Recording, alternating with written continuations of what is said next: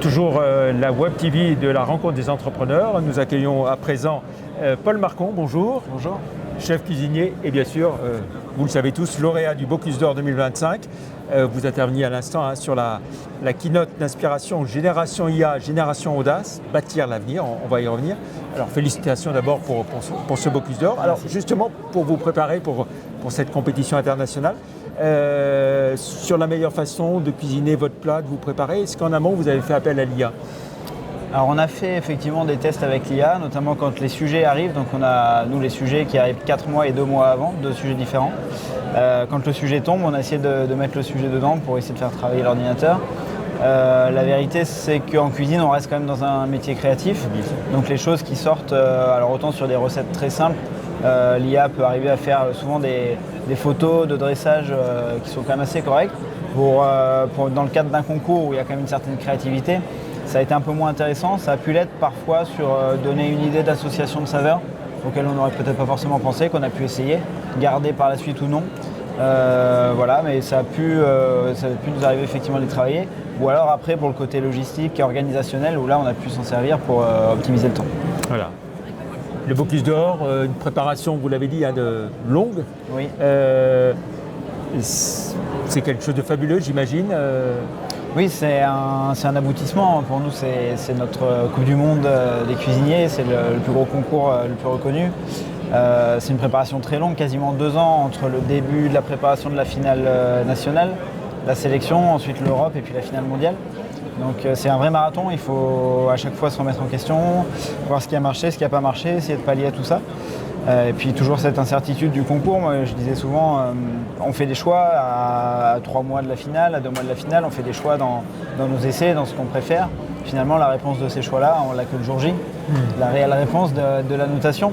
Donc c'est ça qui est toujours un petit peu difficile et il faut arriver à un moment à décider et à faire ses propres choix et construire sa propre histoire. Ouais. Et à l'issue de toute cette préparation et juste avant l'épreuve, vous étiez confiant ou vous disiez, bon, je vais peut-être finir 2e, 3e Avec mon équipe, on était très contents des recettes qu'on avait choisi de présenter, ça c'est déjà l'essentiel.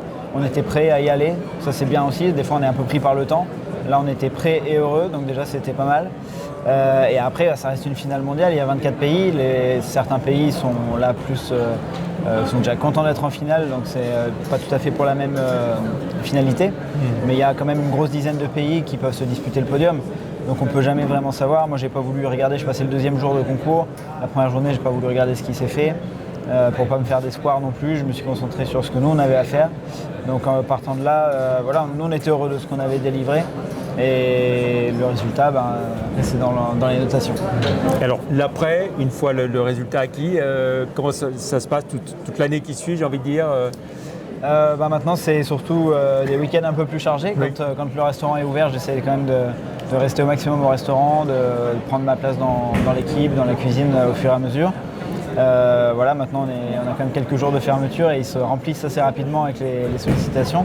Mais bon, c'est ça aussi qui est agréable, ça fait partie du jeu. Puis il faut en profiter là pendant les 2 ans avant qu'il y ait un nouveau gagnant bientôt. La relation avec votre père, c'était compliqué à gérer aussi Ça fait partie des choses qui ne sont pas forcément évidentes. Il y a des bons et des mauvais côtés comme dans tout. Il y a forcément une certaine expérience, des choses qu'il a pu me transmettre.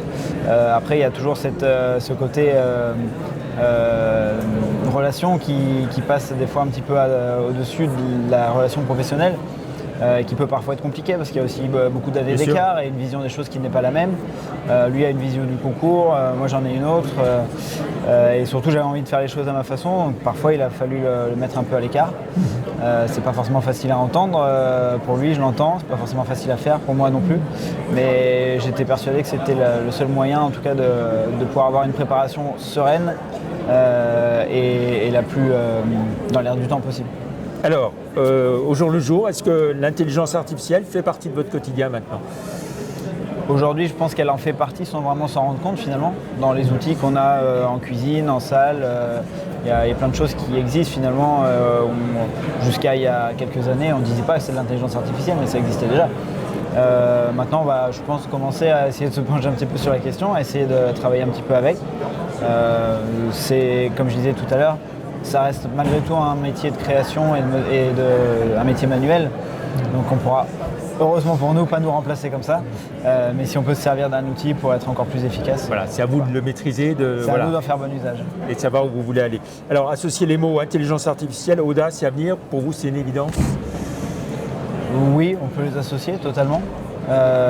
Audace, évidemment, dans nos métiers, on a besoin de surprendre les clients à chaque fois ou dans le cadre des concours.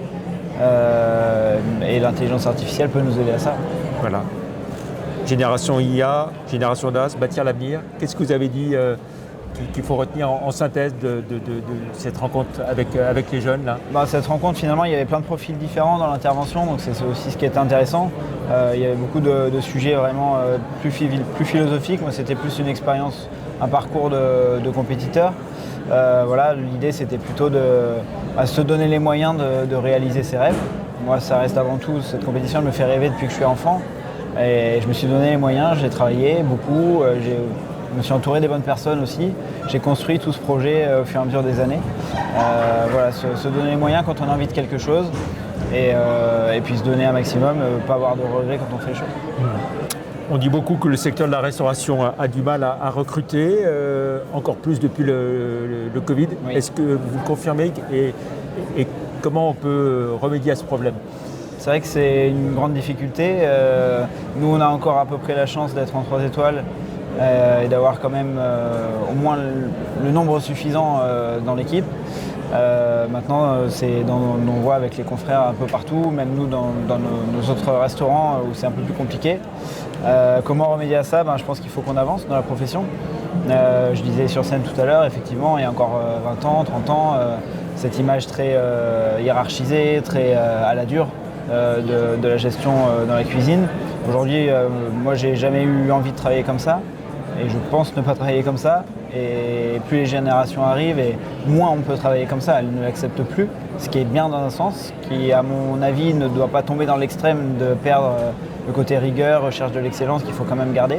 Mais on peut chercher l'excellence comme nous on l'a fait pour le Bocuse d'Or. Ça a été mon mot d'ordre avec mon équipe rapprochée de 8 personnes pendant 5 mois. Ça a été de travailler avec de la rigueur mais toujours avec de la bienveillance. Je disais toujours à mon équipe, on fait les choses, on ne fait pas des choses simples, mais on le fait avec un peu de simplicité. Et tout simplement déjà pour que tout le monde soit bien et donne le plein potentiel. Associer rigueur et bienveillance. Voilà. Alors après ce Bocuse d'Or, le prochain défi de Paul Marcon, c'est quoi?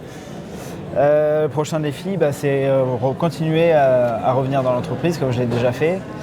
Prendre ma place petit à petit, trouver ma place aussi avec mon frère, avec mon épouse en salle, que chacun arrive à bien se compléter, qu'on continue à faire perdurer cette belle histoire dans le restaurant.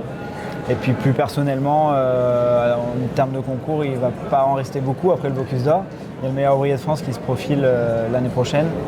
Donc ça va être un nouveau défi, peut-être un des 2026 2026. 2026, voilà.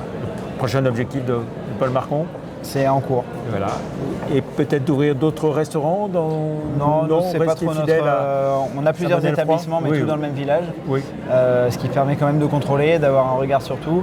On a déjà plus d'une centaine d'employés sur l'ensemble des établissements, ce qui est déjà beaucoup à gérer. Il y a certains confrères cuisiniers qui ouvrent un peu partout, à droite à gauche, dans le monde entier, et qui le font très bien parce que c'est leur façon de fonctionner. Nous, on a besoin d'être là et d'être certains de la qualité de ce qu'on fait. Donc on est bien chez nous et on ne se prive pas d'aller à droite à gauche pour des événements ponctuels, mais ce n'est pas l'idée d'ouvrir des choses. Très bien. Merci beaucoup, Paul Marcon. Merci beaucoup. Chef cuisinier et lauréat, bien sûr, du Bocuse d'Or. Et puis on a bien noté, donc rendez-vous pour le concours meilleur ouvrier de France, MOF, en 2026. Merci. Encore bravo. Merci, au revoir.